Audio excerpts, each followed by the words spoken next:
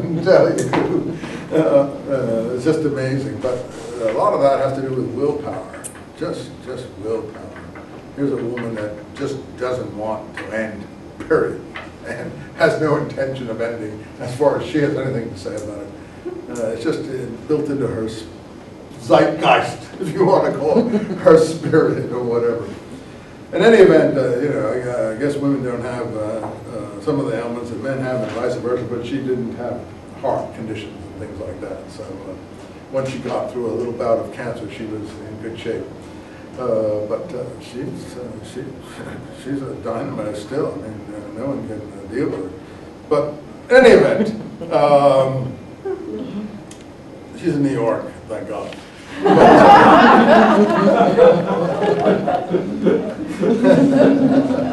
In her own apartment. My daughter handles things in New York. She's in New York now. But in any case, that reservoir came from Eastern Europe of people who were still dedicated to the old ways, hadn't been, influenced or swept over by German Enlightenment intellectual culture. And I think, I hate to get into modern historical situations, but I think that's why people like Hitler wanted to go east.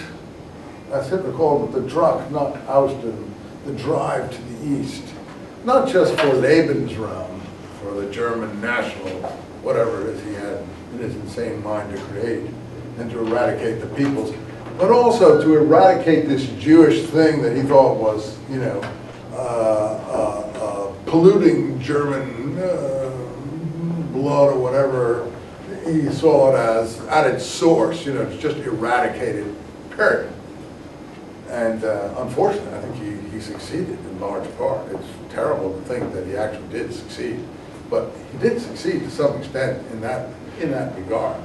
And part of the blame there has to do with the Allies, who just did not stop the process from the air in a way that they could easily have done. They just did not bomb the railway lines going to the concentration camps. They knew what was happening. You can be sure they knew what was happening. For some reason, there were people who were not adverse to it happening too much. People like the British who didn't want them coming to Palestine, setting the situation there. And people like some people in the American administration who probably didn't want America to be overflowed, and so on and so forth. I think there were psychological and other reasons that, not just political or inability, that the concentration camp routes were not bombed when the Americans and the British were able to bomb all kinds of things, and it would take very little to have done that.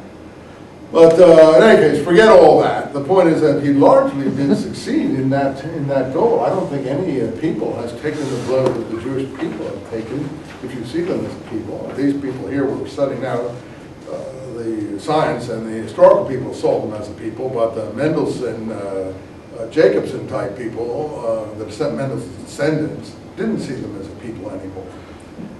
So if you see them as a people, then to really lose almost half your population is a blow. I don't know any people who've ever suffered such a catastrophe, and get so little slack for it. Cut so little slack. I mean, look at the anti-Semitism brought in the world today. I don't mean to get back to that subject, but it is kind of frightening to see. I mean, the people who've undergone that, and then to be blamed for everything else still, it's quite astonishing. I won't keep on that subject. I'll just make the point that, let's be honest, the Arab existence of a nation is not threatened and never has been, and is hardly being threatened by Israel. It's not the Arabs that are in question of existing. It's whether the Arabs should have a 23rd or 24th or 25th state. They've already got 22 others. And that's what the world never appreciates in all of these equations that they want. There's only one people threatened with non-existence in this whole equation, and it's quite clear who that people has been and still is. So again, I don't mean to make a big appeal here, but put your head on right, not you guys, but people you meet. Point them in the right direction. They're literally living in cuckoo land on this subject.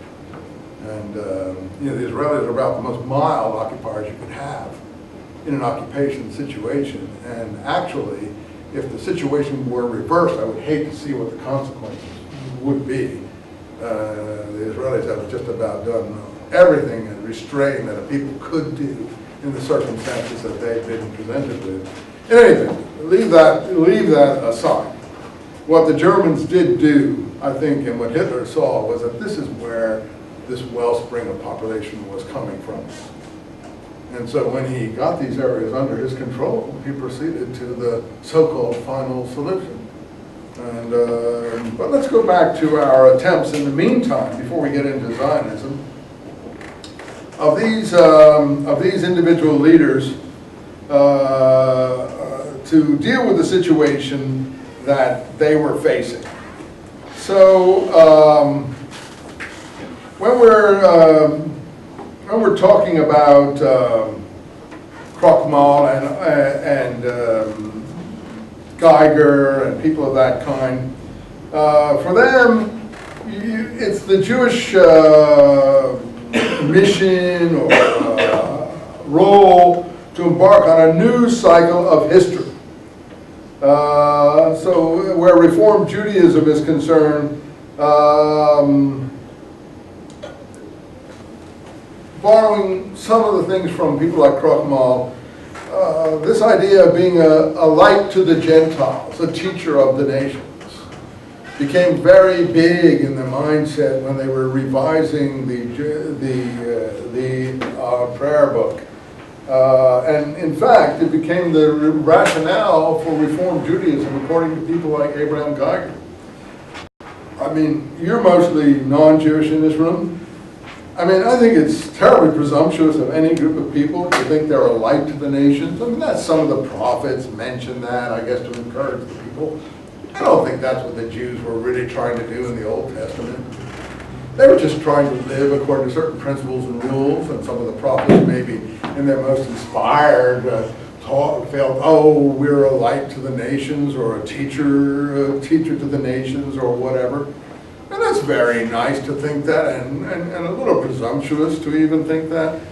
And honestly, I think it's pretentious to have considered that they should take unto them, and I'm speaking from as a Jewish person, take unto themselves such a law. I think it's ridiculous. And I think the people who propounded that idea were, frankly, idiots and idiotic. And that became a guiding light in the 19th century. We've now seen that there's no light to the nations going on anywhere. And of course, we have the high